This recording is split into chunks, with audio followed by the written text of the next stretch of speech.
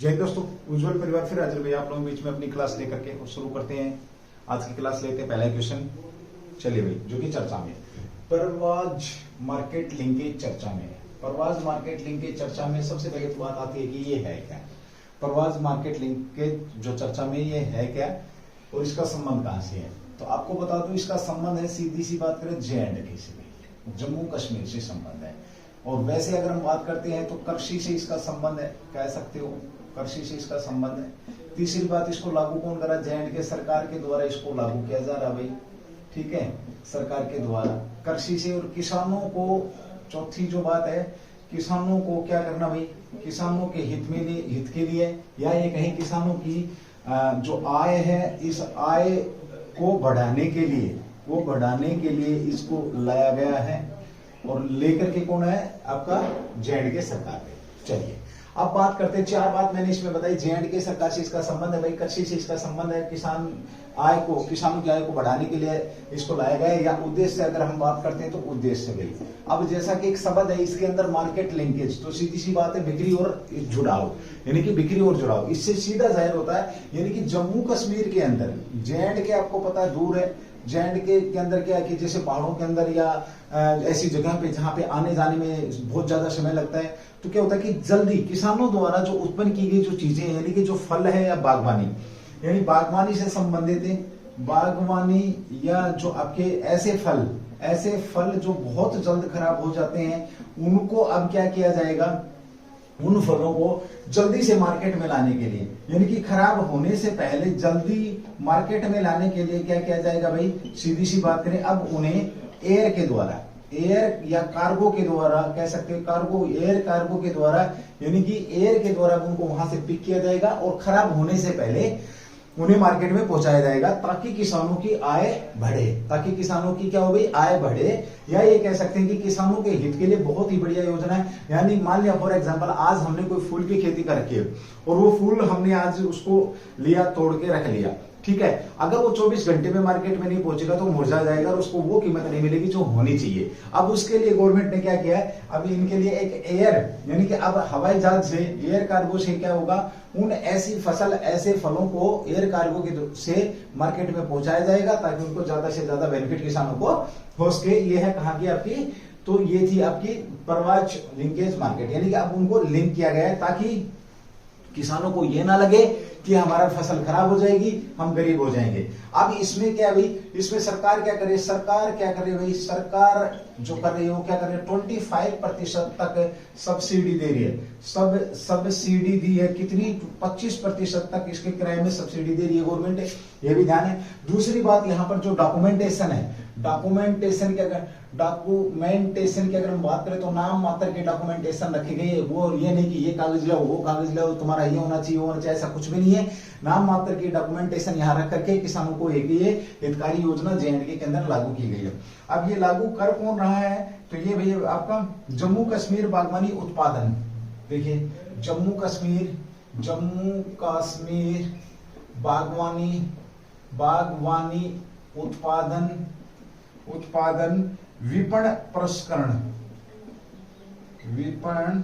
विपणन जो आपका प्रसंस्करण है, ये इसको क्या कर रहा है, लागू कर रहा है। अंग्रेजी में अगर आप इसको देखेंगे JKHPMC द्वारा इसे लागू किया जा रहा है। शानदार क्वेश्चन है भाई, ठीक है। और वर्तमान में अगर हम JNK की बात करते हैं तो JNK का कल भी क्वेश्चन था, आज भी बता रहा हूं आप लोगों को, तो JNK बड़ा ही महत्व कर रहा है। और अभी फिलहाल जम्मू और कश्मीर प्लस UT, इससे पहले इन दोनों को मिलाकर के ये क्या था, आपका राज्य था। इसे 2019 में क्या किया गया, इसे 2019 में इसे UT के तौर पर बनाया गया, ठीक है भाई। चलिए अब यहाँ पर बात करते हैं JNK की राजधानी की बात करते हैं तो श्रीनगर कह सकते हो आप, और जम्मू, और यहाँ पर अगर लद्दाख, दो टुकड़े किए गए इसके, लद्दाख की राजधानी, इसके अंदर दो ही डिस्ट्रिक्ट है, लेह और कारगिल भाई, लेह और कारगिल, तो इसमें राजधानी क्या हो जाएगी, लेह हो जाएगी। बड़ा अच्छा क्वेश्चन था, किसानों को लेकर के परवाज मार्केट का लिंकेज का जिक्र है। तो चलिए शाबाश, एक बार इसका स्क्रीनशॉट देंगे।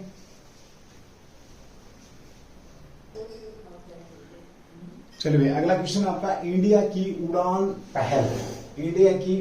पहल, ये जो क्वेश्चन है आप लोगों का, इस का ये अच्छा क्वेश्चन है, इंपोर्टेंट क्वेश्चन है, क्योंकि आपको पता कौन सा महीना चल रहा है, अगस्त महीना चल रहा है। ठीक है, चलिए बात करते हैं इंडिया की उड़ान पहल। यह किस मंत्रालय के, इसका संबंध किस राज्य से, सॉरी मंत्रालय भी है, राज्य नहीं है, किस मंत्रालय से इसका संबंध है, या कौन सा मंत्रालय इसको क्या कर रहा है, लागू कर रहा है। ठीक है, चलिए सबसे पहले बात करते हैं इंडिया के उड़ान पहल की। तो मंत्रालय के अगर हम बात करते हैं तो सांस्कृतिक मंत्रालय, सांस्कृतिक मंत्रालय के द्वारा इस पहल को लागू किया जा रहा है। पहला क्वेश्चन आपका। दूसरा आता है भाई किसके सहयोग से किया जा रहा है, तो गूगल के सहयोग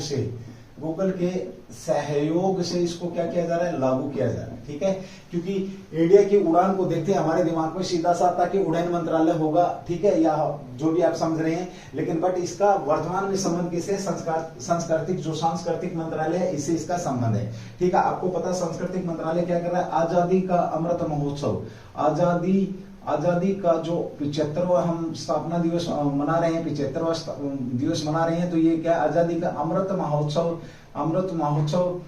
महोत्सव अगर पूछे किसके द्वारा, तो ये आपका सांस्कृतिक मंत्रालय के द्वारा। ठीक है, अब इसमें होगा क्या, इसमें होगा भाई जो आपकी अगर मैं बात करता हूं, देखिए जिन लोगों ने स्वतंत्रता के लिए शहादत दी है, उन लोगों के चित्र, उन लोगों की कहानियां, उन लोगों का, उनके मतलब एक किस्म से कह सकते हैं जिन्होंने किसी भी प्रकार से देश के अंदर जो कंट्रीब्यूट दिया है, और पिछले 75 वर्षों में भी जो देश के लिए काम किया है, उनको फोटोओं के चित्रों के माध्यम से लोगों तक पहुंचाया जाएगा, उन भावनाओं को लोगों तक पहुंचाया जाएगा जिन लोगों ने शहादत दी है, चाहे वो जैसे फॉर एग्जाम्पल अगर कोई वैज्ञानिक है जिसने देश के लिए काम किया है, उसका चित्र, प्लस कोई खिलाड़ी है, खिलाड़ी का चित्र, किसी ने कोई बहादुर व्यक्ति है उसका चित्र, यानी कि उनकी कहानियों को चित्रों के माध्यम से लोगों तक पहुंचाया जाएगा, ताकि उनके प्रति लोगों के बीच में क्या रहे, सम्मान रहे। और ये मदद किसकी ली जा रही है, तो गूगल की ये मदद ली जा रही है। और थीम क्या रहेगी इसकी, ये मोस्ट इंपोर्टेंट क्वेश्चन आप लोगों का बन जाएगा। थीम की बात करें तो पिछले 75 वर्षों में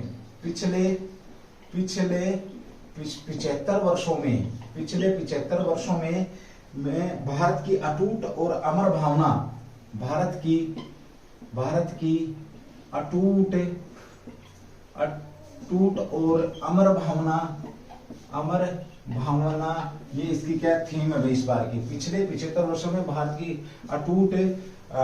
अटूट और अमर भावना, ये इसकी थीम है। इस थीम के साथ गूगल प्लस आपका क्या, आपका सांस्कृतिक मंत्रालय, दोनों मिलकर के ये आपका क्या बना रहे हैं, ये आपका इंडिया की उड़ान पहल को शुरू किया गया है। ठीक है, चलिए आगे बात करते हैं आपका। अब होगा क्या इसे अटूट अमर भावना उत्सव भी कहा जा सकता है। दूसरा क्या कहा जा सकता है, इसे भारत की अटूट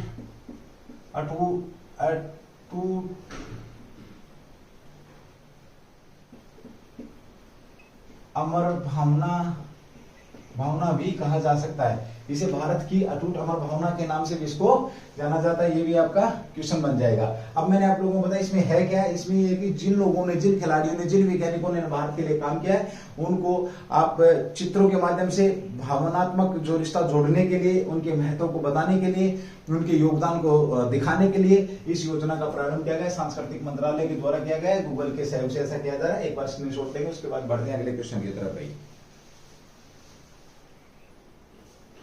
ओके, अगला क्वेश्चन में आपका स्काईलाइट चर्चा में ये क्या है। सबसे पहले बात करें स्काईलाइट है क्या, तो स्काईलाइट की अगर मैं बात करता हूं, देखिए ये भारतीय सेना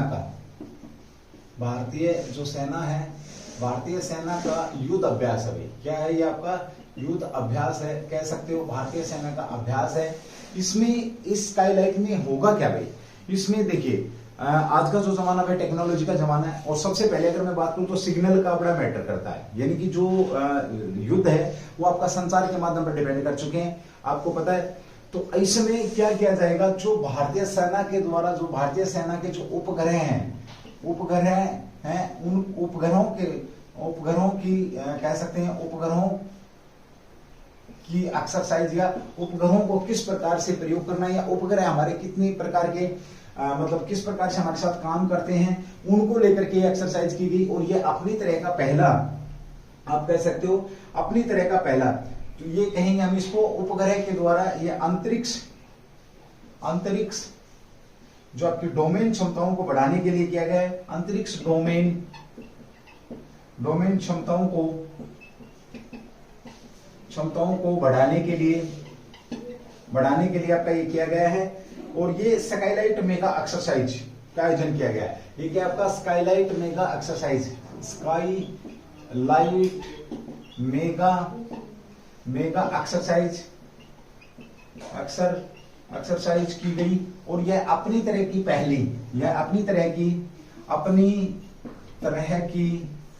पहली एक्सरसाइज है। याद रखना, इसमें जितने भी सैटेलाइट छोड़ रखे हैं उनको सबको भारतीय सेना ने जो उपग्रह हैं, सेना ने उपग्रह कब अपने, तो ये आपके 25 से 29 जुलाई तक, 25 से जो 29 जुलाई तक, 25 से 29 जुलाई तक सभी उपग्रह संचार संपत्तियों को सक्रिय किया था। यानी कि जितने भी उपग्रह थे आपके उनको सक्रिय किया गया। कब से कब तक? दूसरी खूबी क्या थी इसके अंदर, जितने भी भारत के ऊंचे क्षेत्र थे, ऊंचे क्षेत्रों को भी इसमें शामिल किया गया, इस एक्सरसाइज में शामिल किया गया। सीधी सी बात करें, देखिए ये एक्सरसाइज क्या आपकी कि भारत के जो उपग्रह हैं, भारतीय सेना के द्वारा जो छोड़े गए उपग्रह हैं वो कितना काम करते हैं, किस प्रकार से काम करते हैं अंतरिक्ष के अंदर डोमेन जो क्षमताओं को बढ़ाने के लिए, ये अपनी तरह का पहला युद्ध अभ्यास था। किया किसने? भारतीय सेना ने किया है। ये अपना किसके द्वारा किया गया है? भारतीय सेना के द्वारा किया गया है, ये भी ध्यान रखेंगे। इसके तहत कितने फील्ड फॉर्मेशन में 280 अधिक प्लेटफॉर्म, फील्ड फॉर्मेशन में यानी कि सूचनाएं जो हैं आपकी कितनी दे सकते हैं ये उपग्रह, इसकी यहाँ पर जांच हुई। और 280 स्टेशनों की, 280 से अधिक प्लेटफॉर्मों की, अधिक प्लेटफॉर्म जो लगाए गए थे, अधिक प्लेट जो फोरम है उनकी यहाँ पर क्या की गई है? जांच की गई है। ये भी आपका शानदार क्वेश्चन यहाँ पे बनता है। भारतीय सेना का अगर मैं थोड़ी सी उपग्रह की बात करता हूं तो देखिए भारतीय सेना का जो सैटेलाइट है उसकी अगर हम बात करते हैं तो आपका मार्च 2022 में उपग्रह था भारतीय सेना का। जो विशेष था भाई आपका GSAT आपका 7B पर काम करने के लिए अधिग्रहण परमिट की मंजूरी मिल गई थी भाई। ठीक है, चलिए यहाँ पर ये सब अपना मतलब कुल मिलाकर के जिस प्रकार से युद्ध का जो फॉर्मेशन चेंज हो रही है, युद्ध का फॉर्मेट चेंज हो रहा है, जैसे कि यूक्रेन, रशिया, चाइना जिस प्रकार से युद्ध हो रहे हैं, जिस प्रकार से संचार के माध्यमों का जो कह सकते हैं यानी कि जो आपके सिग्नल्स हैं, सिग्नल की जो इंपोर्टेंस बढ़ती जा रही है, वो सारी की सारी चीजें यहाँ इस युद्ध अभ्यास के अंदर देखी गई हैं। इस अभ्यास में जो सैटेलाइट जो भारतीय सेना के थे वो देखा गया है कि किस प्रकार से हम, जैसे फॉर एग्जांपल अगर किसी देश ने हमारे ऊपर हमला किया, और उसने मिसाइल छोड़ी तो हमें मिसाइल का कितनी समय पहले पता लग रहा है। ये सारी की सारी चीजें यहाँ पर फील्ड फॉर्मेशन में 280 से अधिक स्टेशनों पर, प्लेटफॉर्म पर जांच की गई है। ऊंचे क्षेत्रों को भी शामिल किया गया है। और मार्च 2022 में उपग्रह था GSAT 7B, जिसे परमिशन मिल गई थी। और ये इसका आपको 25 से 29 जुलाई के बीच में सारे सैटेलाइटों को सक्रिय किया गया था। ये अच्छा क्वेश्चन है भाई, आप लोगों के लिए इंपोर्टेंट रहेगा, स्क्रीनशॉट ले सकते हैं। ओके भाई, ये भी आपका जो क्वेश्चन है बड़ा अच्छा क्वेश्चन है। हाल ही में किस राज्य ने अपनी अर्थव्यवस्था को $1 ट्रिलियन तक पहुंचाने का लक्ष्य रखा है?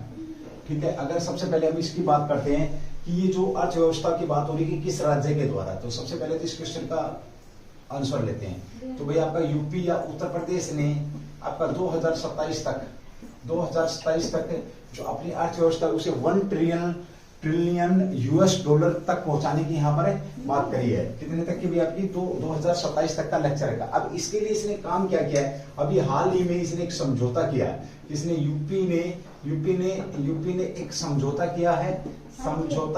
समझौता किसके साथ किया है? या एक MOU पर सिग्नेचर किए हैं। किसके साथ किए हैं? तो ये है भाई आपका डेलाइट इंडिया। इसके लिए क्या किया गया है? डेलाइट जो इंडिया है, डेलाइट इंडिया के साथ यहाँ पर एक समझौता किया गया है। और इस समझौते के तहत क्या होगा? ये इसके सलाहकार होंगे। अब देखिए यहाँ पे सबसे पहला क्वेश्चन तो ये आता है कि कौन सा राज्य आपका $1 ट्रिलियन अमेरिकी डॉलर की अर्थव्यवस्था को टच करने का लक्ष्य रखा है। तो सबसे पहले बात करें किसने? यूपी ने 2027 तक $1 ट्रिलियन की यहाँ पर बात की गई है। इसके लिए इसने डेलाइट इंडिया के साथ क्या किया है? समझौता किया है। और सहयोग। अब ये सलाहकार भी नियुक्त किया, ऐसा भी कह सकते हैं सलाह। अब किसकी सलाह लेगा? सलाहकार भी बनाया। अब ये डिलाइट इंडिया की सलाह लेगा, उसके अनुसार काम करेगा यूपी। और 2027 तक आपका सबका साथ सबका विकास निधि के तहत ये इस जो अर्थव्यवस्था है इसको यहां तक पहुंचाने की बात कर रहा है। अब सबसे पहले बात करते हैं इसका समझौता हुआ कब है? तो 5 अगस्त 2022 को ये जो आपका डेलाइट जो इंडिया है, इंडिया के साथ समझौता किया। डेलाइट इंडिया के साथ 5 अगस्त 2022 को समझौता हुआ है और इसके तहत ये बातें कही गई है भाई। ठीक है, चलिए अगली बात करते हैं। डेलाइट इंडिया सलाहकार के निर्णय कब लिया गया था कि भाई सलाहकार का निर्णय कब लिया गया था? ये निर्णय कब लिया गया था? तो ये निर्णय था 19 जुलाई 2022 को ये निर्णय लिया गया था कि हम डिलाइट इंडिया को सलाहकार के रूप में नियुक्त करेंगे ताकि हम अपनी अर्थव्यवस्था को बढ़ा सके। ये बात किसने कही है आपके? तो जो सीएम साहब है योगी आदित्यनाथ साहब ने ये बात कही है कि हम इनको सलाहकार के तौर पे यूज करके ये सलाह देंगे हमें, उनके अनुसार हम काम करेंगे। ठीक है, जिससे क्या होगा? हमारी अर्थव्यवस्था का टारगेट यहाँ पे इन्होंने रखा है। तो कौन सी नीति के साथ? सबका साथ है और सबका विकास के तहत ये बात यहाँ पे कही गई है। इसके साथ ये आपका बेंचमार्क बनाने जा रहे हैं। 90 दिनों के लिए डेलाइट इंडिया 90 दिनों के लिए अब विचार विमर्श भी कर रही है, 90 दिनों के लिए कि किस प्रकार से अर्थव्यवस्था को बूस्ट किया जाए, ये भी यहाँ पर आप लोगों को मालूम होनी चाहिए। ठीक है, ओके। अब डेलाइट इंडिया है क्या? तो ये भारत से बाहर के जो आप कह सकते हैं एक आपकी कंपनी है, एक सहयोगी दल, एक अंतरराष्ट्रीय पेशेवर सेवा नेटवर्क है। डेलाइट है क्या भी आपका? डेलाइट की अगर मैं बात करूं, डेलाइट तो आपका अंतरराष्ट्रीय पेशेवर आपका सेवा नेटवर्क है, पेशेवर सेवा नेटवर्क है। यानी कि ये क्या करते हैं? पूरी दुनिया में इसका नेटवर्क है, पूरी दुनिया में ये सेवा दे रही है। डेलाइट आपका अंतरराष्ट्रीय पेशेवर सेवा नेटवर्क है। और इसकी अगर मैं बात करूं तो दो यहाँ पर एक किस्म से कह सकते हो कि ये कंपनियों को मोटिवेट करती है, कंपनियों को सलाह देती है कि किस प्रकार से आप लोगों ने काम करना है। ये भी शानदार क्वेश्चन आपका यहाँ पे बनता है। दुनिया भर में राजस्व पेशेवर के मामले में काम करती है। इसने कब भारत में? तो डेलाइट ने कब? 1990 में भारत में इसने काम करना प्रारंभ किया था, ये याद रखेंगे। ठीक है, चलिए भाई। इसकी भारत में अगर मैं बात करूं तो भारत में कितनी इकाइयां हैं? भारत में इसकी 2 इकाई काम कर रही हैं। डेलाइट इंडिया की भारत में कितनी इकाई काम कर रही है? 2 इकाइयां यहाँ पर काम कर रही हैं, एक डेलाइट इंडिया और एक डेलाइट यूएस इंडिया। तो भारत की इकाइयों की बात करें, नंबर 1 आपकी क्या है? Deloitte India. और दूसरी जो इकाई है ये आपकी Deloitte US India, Deloitte US India के नाम से भी इसकी 2 इकाइयां यहाँ पे काम कर रही हैं। चलिए अब देखिए थोड़ी सी बात करते हैं। हाल ही में इस राज्य ने तो अर्थव्यवस्था को 1 ट्रिलियन तक पहुंचाने का $1 ट्रिलियन यूएस डॉलर तक की बात करा है। तो किसके साथ? डेलाइट के साथ। डेलाइट आपका क्या है? क्या आपका एक अंतरराष्ट्रीय पेशेवर सेवा नेटवर्क है जो सेवा देता है। ठीक है, 90 दिन के लिए यहाँ यूपी में इसने अपना चिंतन और मनन शुरू कर दिया है। भारत में कब काम करना शुरू किया था इसने? 1990 में। भारत में कितनी इकाइयां? इसकी 2 इकाइयां, Deloitte India, Deloitte US India, 2 इकाई यहाँ पर काम कर रही हैं। अब डेलाइट इंडिया को सलाहकार के रूप में किस राज्य ने नियुक्त किया है? तो यूपी ने नियुक्त किया है। और इसके सलाह के अनुसार चलते हुए ये 2027 तक आपका कह सकते हैं सबका साथ सबका विकास बेंच के तहत ये यहाँ पर जो अर्थव्यवस्था 1 ट्रिलियन तक लेकर के जाने की यहाँ पर ये बात कही गई है। अब बात करते हैं थोड़ी सी यूपी की बात करते हैं। देखिए अगर हम यूपी की बात करते हैं तो सबसे बड़ा जनसंख्या की बात करें तो यूपी है, आपको पता है। ठीक है, दूसरी अगर हम बात करते हैं सबसे ज्यादा लोकसभा सीटें यूपी के अंदर है। ठीक है, सबसे ज्यादा राज्यसभा सीटें ये भी यूपी के अंदर है, सबसे ज्यादा विधानसभा सीटें ये भी यूपी के अंदर है। राजधानी की बात करूं तो क्या है? लखनऊ है। लखनऊ किस नदी के किनारे? वैसा तुम्हारे लिए क्वेश्चन है। लखनऊ को किस नाम से? नवाबों का शहर। नवाबों का शहर किसे बोला जाता? लखनऊ को। यहीं पर निजामों की बात करूं, निजामों का शहर किसे बोला जाता? आपका हैदराबाद को बोला जाता है, याद रखना भी।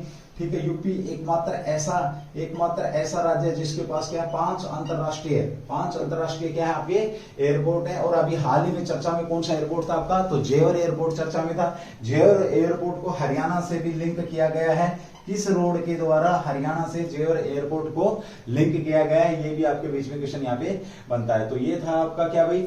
Daylight India, $1 trillion US dollar, UP. चलिए एक बार स्क्रीनशॉट लेंगे, नेक्स्ट की बात करते हैं भाई। ONDC, open network for digital commerce चर्चा में भी आपका क्या चर्चा में है? Open network for digital commerce चर्चा में है। ONDC चर्चा में क्यों है? क्योंकि अभी हाल ही में इसमें एक कंपनी शामिल हुई है भाई, माइक्रोसॉफ्ट जो कंपनी है आपकी, माइक्रोसॉफ्ट कंपनी इसके अंदर क्या शामिल हुई है? पहली वैश्विक बिग टेक कंपनी शामिल हुई है। ये कौन सी पहली वैश्विक है? पहली वैश्विक कंपनी जो टेक कंपनी है वो इसके साथ इसमें क्या हुई है? शामिल हुई है। ये इसलिए चर्चा में आपका, तो सीधा सा पूछा जाएगा ONDC के अंदर कौन सी कंपनी शामिल हुई है? Open network for digital commerce. तो माइक्रोसॉफ्ट पहली ऐसी कंपनी है जो इसके अंदर क्या हुई है? आपकी शामिल हुई है, इसलिए आपका ये चर्चा में था। पहली वैश्विक बिग टेक कंपनी भी, पहली वैश्विक कह सकते हो आप इसको, पहली वैश्विक लिख भी दिया मैंने यहाँ पे, बिग टेक कंपनी जो इसके साथ क्या हुई है? शामिल हुई है। और ये अपनी तरह का पहला नेटवर्क विकसित करेगी। भारत में क्या करेगा भाई? ये भारत में अपनी तरह का पहला नेटवर्क क्या करेगी? ये तैयार करेगी। ये भी एक अच्छा क्वेश्चन है। अब तक ऐसा किसी ने भी नेटवर्क नहीं किया था तैयार, जो ये पहला अपनी तरह का नेटवर्क तैयार करेगी। माइक्रोसॉफ्ट भारतीय बाजार में ऐप के जरिए क्या करेगी? ये भाई ऐप के जरिए, जो माइक्रोसॉफ्ट है ऐप के जरिए सोशल, आपका ऐप के जरिए कह सकते हैं सोशल ई कॉमर्स पेश करने की योजना, यानी कि सोशल यानी कि अब बिजनेस से संबंधित सोशल ई कॉमर्स आपका पेश करने वाली है। ये इसलिए भी चर्चा में है। भारत में क्या कर रही है आपका ये? तो सबसे पहले देखो, ONDC क्या? Open network for digital commerce, यानी कि कॉमर्शियल जो चीजें हैं, यानी कि जो आपकी उद्योगों से संबंधित है उनके लिए ओपन नेटवर्क तैयार किया जा रहा है भारत के अंदर। उसमें कौन सी कंपनी शामिल हुई है? माइक्रोसॉफ्ट शामिल हुई है, और ये अपनी तरह का पहला नेटवर्क है। यानी कि अब जो ये किसके लिए, जो बाजार के लिए, ये कह सकते हैं कॉमर्शियल जो चीजें हैं उनके लिए एक बड़ा ही बेहतरीन नेटवर्क तैयार हो रहा है आपका। अब सारी चीजें आपको इस नेटवर्क में मिल जाएंगी। सोशल ई कॉमर्स ये यहाँ पर शुरू किया जा रहा है, अपनी तरह का ये पहला नेटवर्क है। चलिए भाई, बड़ा अच्छा क्वेश्चन था, शानदार क्वेश्चन है, ये भी आप लोग देखेंगे भाई, ठीक है। चलिए अगले क्वेश्चन की बात करते हैं। क्वेश्चन नंबर 6 आपका जो कि चर्चा में, छठा क्वेश्चन है भाई आपका मनीषा जो कल्याण है ये चर्चा में भी आपकी, मनीषा कल्याण ये चर्चा में है। तो मनीषा कल्याण चर्चा में क्यों है? क्वेश्चन नंबर 6 है। सबसे पहले तो बात करते हैं कि मनीषा कल्याण है कौन भाई, ठीक है। ये क्वेश्चन आपका यहीं तक है, एक बार इसका भी स्क्रीनशॉट ले सकते हैं अलग से। अगला क्वेश्चन आ गया आपका, मनीषा कल्याण चर्चा में है, ये है कौन भाई? सबसे पहले तो बात करूं, ये आपकी एक खिलाड़ी है भाई। क्या है आपकी? ये खिलाड़ी है, और ये क्या खेलती हैं? मनीषा कल्याण। तो ये इनका संबंध कहां से भाई? आपका फुटबॉल से है। कहां से संबंध है इनका? फुटबॉल से संबंध है। ये भी अच्छा क्वेश्चन आप लोगों के बीच में बन जाएगा, ठीक है। चलिए आगे बात करते हैं। सुनील छेत्री को मनीषा कल्याण अब चर्चा में क्यों है? अब चर्चा में इसलिए यहाँ पे लिख रहा हूं मैं। देखिए आपके एक और प्लेयर है आपके सुनील छेत्री, आपके जो सुनील छेत्री हैं, सुनील छेत्री ये भी आपके कैसे हैं? फुटबॉलर है, ठीक है। और कौन आपका? मनीषा की मैंने यहाँ पे बात करी थी, मनीषा। इन दोनों को अभी हाल ही में, इन दोनों को जो आपका AIFF वो महिला और पुरुष श्रेणी में, महिला प्लस पुरुष श्रेणी के अंदर, पुरुष जो श्रेणी है इस श्रेणी में इन्हें क्या दिया जाएगा? अवार्ड दिया गया है। कौन सा? फुटबॉल ऑफ द ईयर चुना गया है भाई। मोस्ट इंपोर्टेंट क्वेश्चन आपका, क्या चुना गया? दोनों को, सुनील छेत्री और इनको भी फुटबॉल ऑफ द ईयर भाई। क्या चुना गया है? फुटबॉल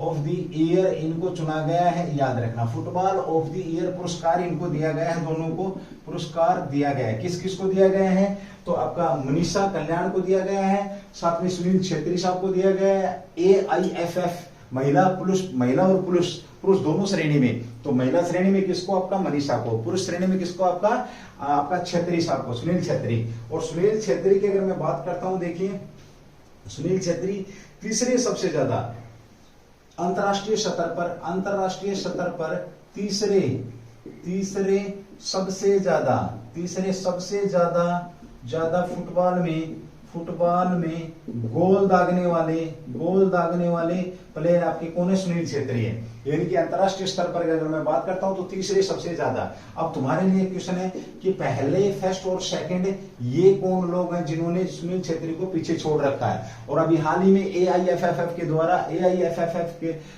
द्वारा महिला और पुरुष श्रेणी में दोनों को आपका फुटबॉल ऑफ द ईयर पुरस्कार से सम्मानित किया गया है। शानदार क्वेश्चन यहाँ पे बनता भाई। मनीषा को महिला imaging footballer of the year भी दिया गया है। यहाँ पे नोट डाल के लिखेंगे, जो मनीषा है, मनीषा को क्या दिया गया भाई? आपका महिला इमेजिंग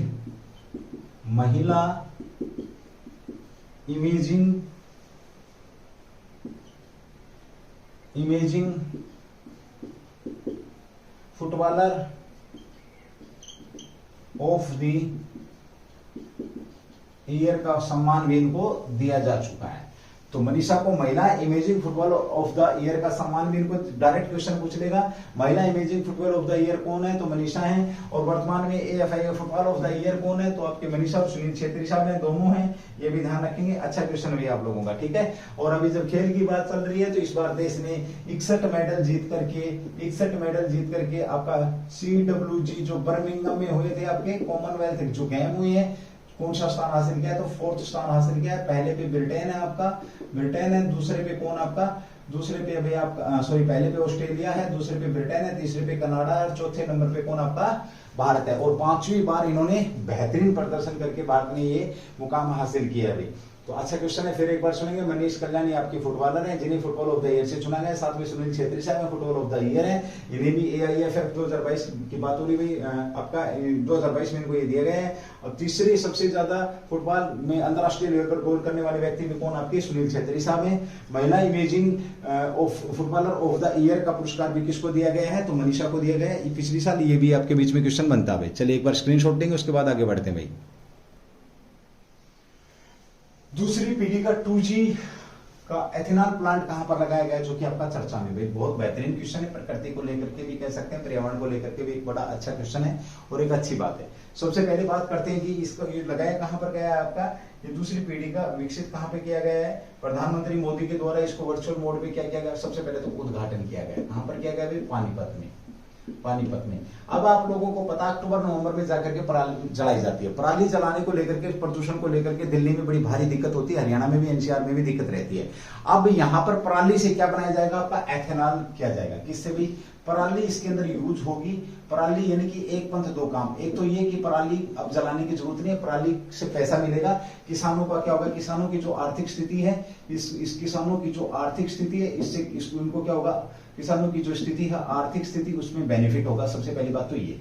दूसरा, एथेनॉल को कहां पर मिलाया जाता है? एथेनॉल को आपको पता है पेट्रोल के अंदर मिलाया जाता है। ये क्या करता है? पेट्रोल के अंदर कम प्रदूषण करता है। पेट्रोल के अंदर कह सकते हैं अब आपके एथेनॉल पेट्रोल को बनाने में सहायक होता है, या पेट्रोल में इसको मिलाया जाता है। ठीक है, जितनी ज्यादा मात्रा एथेनॉल की ज्यादा होगी पेट्रोल के अंदर, उतना ही प्रदूषण आपका क्या होगा? कम होगा। ये भी बात आप लोग ध्यान रखेंगे। ठीक है, दूसरी बात करते हैं जब एथेनॉल प्रमोट की हो रही है तो ये इसका उद्देश्य है देश में जैव ईंधन के उत्पादन को, उपयोग को बढ़ावा देना। जैव जो ईंधन है, जैव ईंधन के उपयोग, उद्देश्य की बात करते हैं तो उपयोग को, जैव ईंधन के उपयोग को क्या करना भाई? बढ़ावा देना इसका ये उद्देश्य है। बढ़ावा देना इसका क्या रहेगा? उद्देश्य रहेगा। ये भी आपके बीच में क्वेश्चन बन जाएगा। जैव ईंधन के उपयोग को बढ़ावा देना। और आपका हाल ही में पानीपत के अंदर पराली के द्वारा यहाँ पर एथेनॉल बनाया जाएगा। और कितना एथेनॉल बनाया जाएगा वो मैं यहाँ पे बात कर रहा हूँ, आप लोग देखेंगे। देखिए, सबसे पहले तो बनाएगा कौन इसको? इंडियन ऑयल कॉर्पोरेशन, IOCL जो आपका है CL के द्वारा, इंडियन ऑयल कॉर्पोरेशन के द्वारा ये बनाया जाएगा, याद रखना। और देश का ये पहला, इंडियन ऑयल कॉर्पोरेशन देश का पहला ऐसा है जिसने सोशल रिस्पॉन्सिबिलिटी जो फंड है उसको चीतों के ऊपर खर्च करने वाला, सोशल रिस्पॉन्सिबिलिटी फंड को चीतों के ऊपर खर्च करने के लिए दिया। 45 करोड़ रुपए इसी ने दिए, याद रखना। ये भी आपका इंडियन ऑयल कॉर्पोरेशन की बात हो रही है। और इसके द्वारा 900 करोड़ से अधिक, कितना भाई? 900 करोड़ से ज्यादा का जो कह सकते हैं लागत के द्वारा ये आपका विकसित किया जा रहा है। और इसमें सालाना कितना? वर्ष में कितना भाई? 3 करोड़ जो है वर्ष में 3 करोड़ लीटर एथेनॉल, अपने आप में मैटर करता भाई। 3 करोड़ लीटर आपका एथेनॉल यहाँ पर क्या होगा? इथेनॉल यहाँ पर बनाया जाएगा 3 करोड़ लीटर, यानी कि 3 करोड़ लीटर पेट्रोल की बचत यहाँ पे होगी, जो प्रदूषण नहीं करेगा। आप ये भी समझ सकते हैं, ठीक है। कहां पर किया गया, ये पानीपत हरियाणा के अंदर किया गया है, ये भी याद रखेंगे। और इसकी जो लागत है वो मैंने आपको बताई थी 900 करोड़ लागत है। और इसकी जो एथेनॉल उत्पन्न करने की सालाना लगभग जो क्षमता है, लगभग 2 लाख टन चावल के भूसे उपयोग करेगा। तो इसमें कितना, 2 लाख टन जो पराली है चावल का भूसे का उपयोग करेगा। चावल का भूसा भी बोलते हैं, किसको बोलते हैं, चावल का भूसा। तो ये आप लोगों को पता, पराली को गई, पराली को लेकर के काफी कुछ यहाँ पे दिक्कतें थी, पराली को लेकर के, जलाने को लेकर के। अब इसका रोक काट दिया। एक बहुत ही बेहतरीन बात है यहाँ पर कि आपका एक संयंत्र लगाया गया है, इससे प्रदूषण कम होगा। एक साथ दो चीजें, एक तो पराली जलाने से जो प्रदूषण होता था वो बचेगा, दूसरा पेट्रोल के द्वारा जो प्रदूषण होता था वो बचेगा, तीसरा लोगों को डायरेक्ट जो रोजगार मिला है, कम से कम 200 लोगों को रोजगार यहाँ पर मिला है, 200 लोगों को रोजगार मिला है प्रत्यक्ष रूप से। और अप्रत्यक्ष की बात करें तो 1000 लोगों को अप्रत्यक्ष रूप से यहाँ पर रोजगार मिला है। ये भी आपके बीच में क्वेश्चन यहाँ पे बनता है, बड़ा बेहतरीन क्वेश्चन भी आपका। और हरियाणा में 2G प्लांट ये आपका हो चुका है, ये याद रखेंगे। पानीपत की रिफाइनरी और पेट्रोकेमिकल्स, इंडियन ऑयल, साथ में सहयोगी कौन आपका भाई, तो ये आपका PRPC की मदद से आपका प्लस दोनों IOCL, ये दोनों मिलकर के लगाएंगे। ये आपका Panipat refinery petrochemicals, Panipat refinery chemicals. अगर सहयोगी पूछे तो दोनों एक दूसरे के सहयोगी हैं, इन्होंने मिलकर के प्लांट यहाँ पर लगाया है, ठीक है भाई। और संयंत्र की क्षमता 100 किलोलीटर प्रतिदिन की भी अगर हम बात करते हैं तो जो एथेनॉल बनाएगा ये 100 किलोलीटर प्रतिदिन आपका पर डे के हिसाब से ये बनाने वाला है। ये भी आपके बीच में क्वेश्चन यहाँ पे बन जाएगा भाई, ठीक है। और एक दिन में कितना, 750 टन धान के भूसे, एक दिन में 750 टन धान के भूसे कोई ऑब्जर्व करेगा। 750 टन जो धान का भूसा है उसको क्या करने वाला है, ऑब्जर्व करने वाला। बेहतरीन क्वेश्चन कराया मैंने, थोड़ा सा ऐसे लूज हल्के से में ही है, बट क्वेश्चन इंपोर्टेंट है, आपका ध्यान रखेंगे। एक बार इसलिए रिवाइज करा देता हूं। दूसरी पीढ़ी का 2G का एथेनॉल प्लांट कहां पर विकसित किया गया है, तो ये पानीपत के अंदर किया गया है। कौन सी कंपनी कर रही है, IOCL के साथ मिलकर के आपका पानीपत रिफाइनरी जो आपका पेट्रोकेमिकल्स PRPC दोनों मिलकर के इस प्लांट को लगा रहे हैं। 900 करोड़ रुपए इस पर खर्चा आ रहा है। 3 crore litre ethanol per day के यहाँ निकलने वाला है, ठीक है। 2 लाख टन चावल के भूसे को ये यहाँ पर यूज करेगा। पर डे के हिसाब से हम बात करें 750 टन जो चावल की पराली है उसको यूज करेगा। 100 किलोलीटर पर दिन के हिसाब से आपका एथेनॉल यहाँ पे निकाला जाएगा। और इससे होगा क्या, ये मैंने आपको बता दिया, प्रदूषण में भारी कमी की जाएगी। पराली जलाने वाली जो बात थी उसके ऊपर एक लगाम लगेगी, किसानों को पैसा भी मिलेगा। 3 चीजें एक साथ हो रही है। और प्रधानमंत्री मोदी साहब ने वर्चुअल मोड में इसका क्या कर दिया है, उद्घाटन कर दिया। 200 लोगों को रोजगार मिलेगा प्रत्यक्ष, और लगभग 1000 लोग अप्रत्यक्ष रूप से इसमें क्या करेंगे, काम करेंगे।